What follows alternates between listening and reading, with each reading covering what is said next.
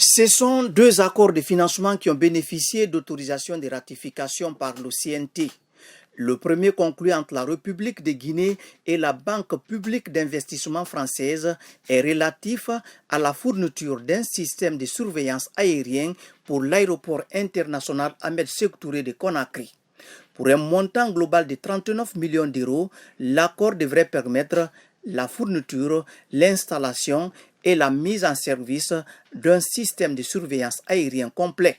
Ce système comprendra un radar track NG, un centre militaire Skyvive ainsi qu'un centre civil Top Sky en remplacement des équipements vétustes depuis de nombreuses années. Notre pays ne dispose pas de système de surveillance aérienne en raison de l'obsolescence de ses infrastructures et du manque de ressources. Il devient donc impérieux de remédier à cette situation car ce système de surveillance est essentiel pour garantir notre souveraineté nationale, contrôler efficacement les frontières et prévenir les activités illégales.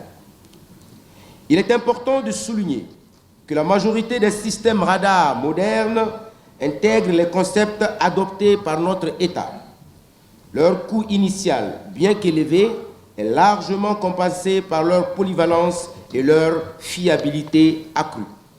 La seconde autorisation de ratification est celle relative à la modification de l'intitulé de la Convention cadre de crédit entre la République de Guinée et BPI France pour la construction de 4 hôpitaux régionaux en Guinée. Adoptée en plénière le 24 mai 2024, sa mise en œuvre s'est butée sur une erreur, notamment l'intitulé de la loi, d'où son retour à l'institution parlementaire pour fin de correction. Il est à préciser que la modification requise ne porte que sur l'intitulé de la loi d'autorisation. Par conséquent, elle ne touche point le contenu de la convention cadre. Aussi et surtout, vu l'autorisation de ratification est une loi, la modification même de son intitulé ne peut être faite que par voie législative.